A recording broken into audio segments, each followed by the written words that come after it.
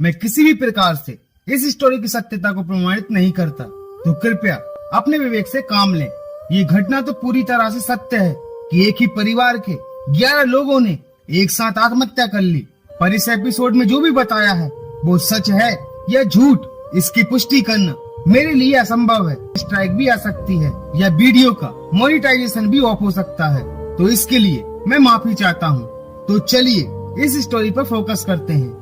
Episode की शुरुआत होती है और हम एक दूध वाले को उस घर में जाते हुए देखते हैं। वो काफी आवाज लगाता है कि मैम साहब दूध ले लो, और अंदर से कोई आवाज नहीं आती। और जैसे ही वो जाने लगता है तो गेट अपने आप ही खुल जाते हैं।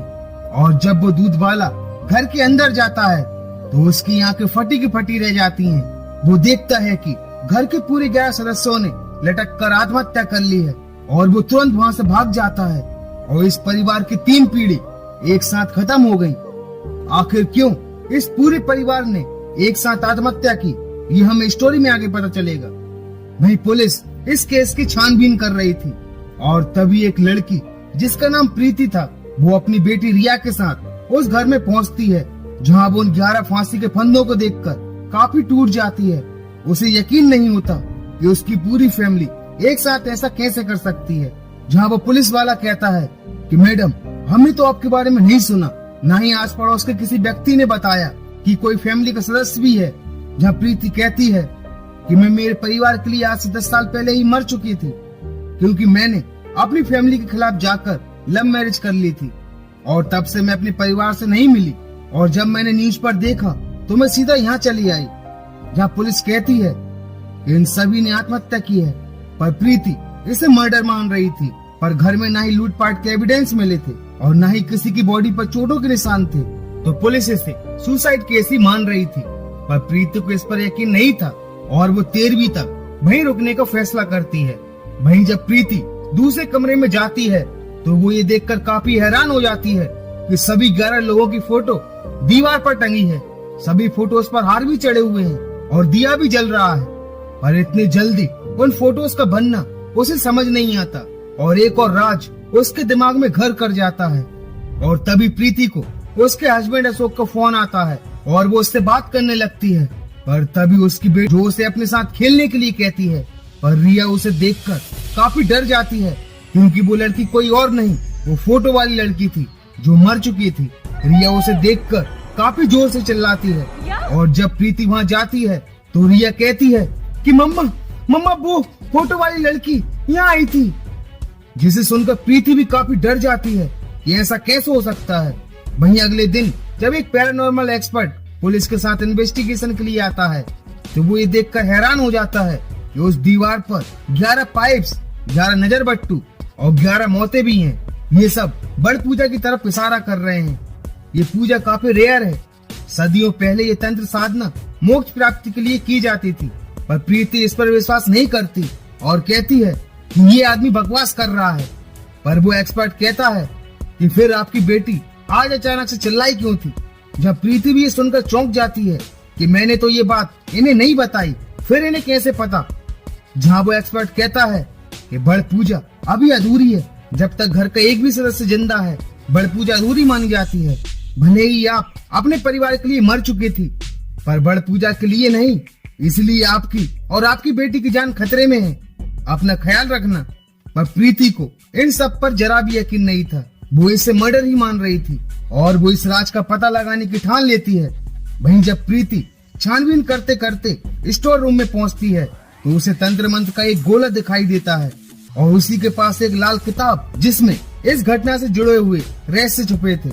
और जब वो उस किताब को पढ़ती है तो उसमें लिखा था कि मोक्ष पाने के लिए इस देह का त्याग करना होगा, सभी को बरगद के पेड़ की जड़ों की तरह इकट्ठा लटकना होगा, मुंह बांधना होगा, हाथ बांधने होंगे। जिसे पढ़कर प्रीति काफी रोती है और कहती है कि भैया आपको ऐसा नहीं करना चाहिए था। और जब वो थोड़ा और पढ़ती है तो उसमें लिखा था कि दुकान में हुई एक घटना की वजह से मेरी आवाज चली गई थी। काफी इलाज करवाया पर मेरी आवाज वापस नहीं आई, और माँ के कहने पर हमने पिताजी को दिया हुआ वादा तोड़ा और घर में एक बाबा जी को बुलाया, और उन्होंने अपनी साधना करके पिताजी की आत्मा को मेरे शरीर में प्रवेश करवाया। पर घर के कुछ सदस्य इससे सहमत नहीं थे, पर माँ के समझाने पर सभी मान गए। वहीं जब पिताजी की आत्मा मेरे शरीर में आई तो उन्होंने पूरी तरह से मेरी आवाज लौटा दी और मैं फिर से बोलने लगा। वहीं जब प्रीति और आगे पढ़ने के लिए उस किताब को अपने कमरे में ले जाने वाली थी कि तभी एक शैतानी है जिसे देखकर प्रीति काफी डर जाती है और बड़ी ही मुश्किल से उस रूम से भागकर अपने कमरे में जाती है। पर आगे का रहस्य जानने के लिए उसे वो किताब पढ़नी ही होगी और वो दोबारा उस रूम में जाकर उस किताब को लेकर वापस अपने रूम में आ जाती है और फिर से उस किताब को पढ़ने लगती है, जिसमें लिखा था कि मेरी आवाज का वापस आना किसी चमत्कार से कम नहीं था। जिसके बाद पिताजी मेरे सपने में आए जो काफी कष्ट में थे, उन्हें मोक्ष की प्राप्ति नहीं हुई थी और इसी वजह से मैं भी बाबा जी की तरह साधना करने लगा ताकि मैं पिताजी को मुक्त दिलवा सकूं। पर घर वाले इस सभी के लिए तैयार नहीं थे, पर मैंने उन्हें समझाया, जिसके बाद सभी ने मेरी बात मानी। पर इससे पहले कि प्रीति और आगे पढ़ पाती, घर की लाइट चली जाती है और जब वो कैंडल जलाने के लिए उस फोटो वाले रूम में जाती है तो देखती है कि बाहर तो लाइट है पर सिर्फ हमारे घर की लाइट नहीं है। उसे ये काफी अजीब लगता है और जब वो अपने रूम की तरफ आगे बढ़ती है तो उसे चिल्लाने की काफी आवाजें आने लगती हैं जो कहती हैं कि बेटा हमें बचा लो, प्रीति हमें बचा लो।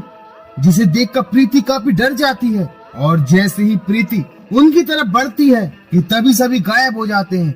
उसे कुछ समझ नहीं आता कि अभी उसके साथ ये हुआ क्या, और तभी वो शैतानी आत्मा भी उसके सामने आ जाती है, जिसे देखकर प्रीति काफी डर जाती है। जहाँ वो शैतान कहता है कि मेरी मर्जी के बगैर तू वो लाल किताब नहीं पढ़ सकती, लेकिन तूने मेरी चेतावनी नहीं मानी।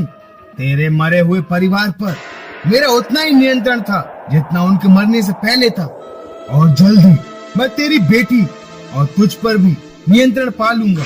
जहाँ प्रीति उस शैतान को देखकर बेहोश हो जाती है और जब रिया उसे उठाती है तो प्रीति काफी डरी हुई थी।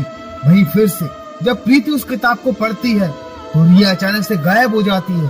प्रीति उसे काफी ढूंढती है पर वो उसे कहीं नहीं मिलती और तभी उसे रिया की आवाज आती है जो उसे स्टोर रूम से आ रही थी, जहाँ रिया उससे मिल जाती है और ये सब वो शैतान ही कर रहा था। और तभी वो शैतान फिर से दोनों के सामने आ जाता है, जिसे देखकर दोनों की बारी है। अब मैं तुम दोनों को भी तुम्हारे परिवार के पास भेजूंगा। पर प्रीति ने हिम्मत नहीं हारी और दोबारा उस आखिरी रहस्य को जानने के लिए फिर से उसने उस किताब को पढ़ना चाहा। और तभी रिया को एक खतरनाक सपना आया जिसमें कोई रस्सियों से उसका गला दबा रहा था और उसकी चीख सुनकर प्रीति भी काफी डर जाती है। और जब दोनों उस रूम में जाते हैं जहाँ सभी ने आत्महत्या की थी तो वहाँ दो नए फंदे लटके हुए थे जो शायद इन दोनों के लिए ही थे। और तभी वो शैतान कहता है कि ये दोनों फंदे तुम दोनों के लिए ही है, और वो शैतान रिया के शरीर पर कब्जा कर लेता है, जहाँ रिया प्रीति को मारने की कोशिश करने लगती है। पर प्रीति किसी तरह रिया को रस्सियों से बांध देती है और अपनी बेटी को उस शैतान से बचाने के लिए तुरंत ही बाबा जी से मिलने का फैसला करती है, क्योंकि वही अब इनकी मदद कर सकते थे। और जब प्रीति कान में उस किताब को पढ़ती है तो उसमें लिखा था कि पिताजी को मुक्ति दिलाने के लिए इस घर के हर सदस्य को बड़ पूजा में भाग लेना होगा। इस घर की किसी दीवार में 11 पाइप लगाने होंगे जिनका मुंह बाहर की ओर खुलेगा। वहाँ से मुक्त आत्माओं को मोक्ष की प्राप्ति होगी। इस पूजा में किसी की नजर न लगे, इसलिए 11 नजर बट्टू भी लगाने होंगे। जहाँ बाबा कहते हैं कि बेटा मुझे लगता है कि कहीं देर तो नहीं हो गई, वो राक्षस बहुत चालाक है, उसने तुम्हारे परिवार को छल के जाल में फंसाकर आत्महत्या करने पर मजबूर किया और तुम्हारी बेटी के शरीर पर कब्जा करके वो तुम्हें भी आत्महत्या करने पर मजबूर करना चाहता है। तुम इस किताब का आखिरी पन्ना पढ़ो ताकि हम उस शैतान को काबू करने का तरीका जान सके। और जब प्रीति उस आखिरी पन्ने को पढ़ती है जिसमें लिखा था कि असली बरगद के पेड़ की पूजा करना असंभव था, इसलिए पेड़ की जड़ की तरह सभी को फंदा लगाना होगा, मुंह बांधना होगा, हाथ बांधने होंगे, इससे हम मरेंगे नहीं। पिताजी आकर हम सबको बचाएंगे और उन्हें मोक्ष की प्राप्ति होगी। और सबने ऐसा ही किया और अंत में मैं भी झूल गया। जब प्रीति बाबा जी को बताती है कि मुझे भी ऐसे दृश्य दिखाई दिए थे जिसमें भैया कह रहे थे कि हमारे साथ किसी ने छल किया है, हमने अपने बस में कर सभी को मरवा डाला और हमारी आत्मा भी भटक रही है, हमें मोक्ष दिलवा। और इस तरह बाबा को ये समझ आ जाता है कि वो शैतान चाहता है कि मैं उस आखिरी बड़ पूजा में उस शैतान का माध्यम बनूं, ताकि वो शैतान मेरे शरीर पर कब्जा करके बड़ पूजा को पूरा कर सके। तुम मुझसे मिलने नहीं आई, बल्कि उस राक्षस ने ही तुम्हें मुझसे मिलने दिया। बस बेटी, अब मैं जैसा कहता जाऊं तुम वैसे ही करते जाना। और जब प्रीति घर पहुंचती है तो रिया के अंदर की आत्मा कहती है, प्रीति मेरी बहन, हम सबको मुक्ति नहीं मिली है क्योंकि तुम अभी तक जिंदा हो।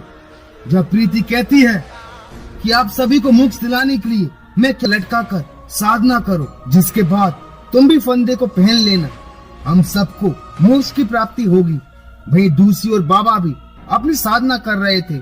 वहीं प्रीति भी फंदा डाल लेती है और सभी आत्माएं गायब हो जाती हैं।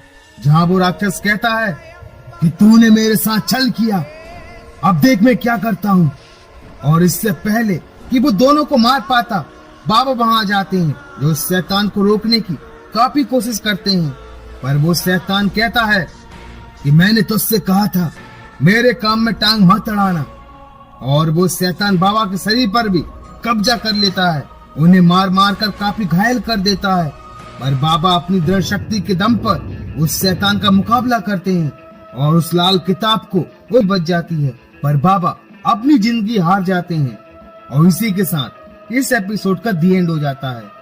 मेरा ये मानना है कि इंसान को तंत्र मंत्र जैसे अंधविश्वास में नहीं पड़ना चाहिए, नहीं तो इसका अंजाम बुरा ही होगा। मैं किसी भी प्रकार से अंधविश्वास को बढ़ावा देना नहीं चाहता। जैसा इस स्टोरी में बताया गया, मैंने वैसा ही एक्सप्लेन किया। कृपया अपने विवेक से काम लें। तो दोस्तों, आपको ये स्टोरी कैसी लगी मुझे लाइक और कमेंट्स करके जरूर बताएं। अगर आप फियर फाइल्स की और भी स्टोरीज को देखना चाहते हैं तो हमारे चैनल को सब्सक्राइब करना मत भूलना। तो मिलते हैं फियर फाइल्स की एक और दहशत भरी खौफनाक स्टोरी के साथ। And thank you so much for watching this video.